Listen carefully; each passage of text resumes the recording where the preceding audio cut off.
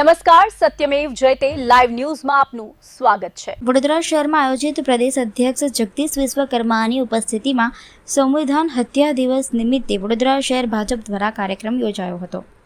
વડોદરા શહેરના પ્રવાસે રહેલા ભાજપ પ્રદેશ અધ્યક્ષ જગદીશ વિશ્વકર્માની ઉપસ્થિતિમાં શહેરના પંડિત દીનદયાળ ઉપાધ્યાય નગર ગૃહ ખાતે સંવિધાન હત્યા દિવસ નિમિત્તે કાર્યક્રમનું આયોજન કરવામાં આવ્યું હતું। કાર્યક્રમ દરમિયાન મહાનુભાવોની ઉપસ્થિતિમાં ખાસ પ્રદર્શનીનું રિબિન કાપી ઉદ્ઘાટન કરવામાં આવ્યું હતું।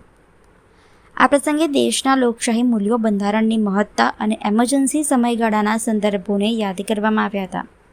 કાર્યક્રમમાં મોટી સંખ્યામાં કાર્યકરો, આગેવાનો અને નાગરિકો ઉપસ્થિત રહ્યા હતા। પ્રદર્શનીમાં તે સમયના ઐતિહાસિક દસ્તાવેજો, તસવીરો અને માહિતીસભર રજૂઆતો દ્વારા ઇમરજન્સી કાળના પ્રસંગોને રજૂ કરવામાં આવ્યા હતા। આજે ભારતીય જનતા પાર્ટી વડોદરા મહાનગર દ્વારા સંવિધાન હત્યા દિવસ કાર્યક્રમ આયોજિત કરવામાં આવ્યો હતો। આ એવો એક કાળો અધ્યાય હતો, આપણો એક એવો કલંકિત ઇતિહાસ જેને વારંવાર યાદ કરવાની જરૂર છે કે જેથી કરીને ભવિષ્યમાં કોઈ આપણા બંધારણની હત્યા કરવાનો પ્રયત્ન ના કરે।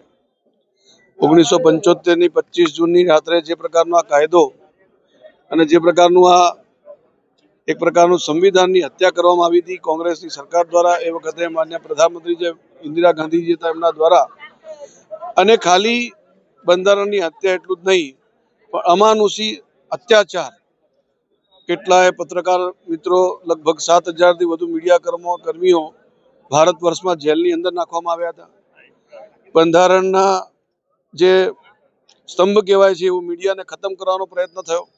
એ જ પ્રમાણે 1 લાખથી વધુ લોકોને જેમને પણ અવાજ સામે ઉઠાવ્યો સરકારની, એ સૌને જેલના સળિયાની પાછળ ધકેલવામાં આવે। એટલું જ નહીં, ખૂબ પ્રકારના અત્યાચારો, જેવી રીતે આપણે કહીએ કે અંગ્રેજોના સમયમાં અત્યાચારો થતા હતા, મુગલોના સમયમાં થતા હતા, એ જ પ્રમાણે ઇન્દિરા ગાંધીની સરકારે અત્યાચારો કર્યા હતા।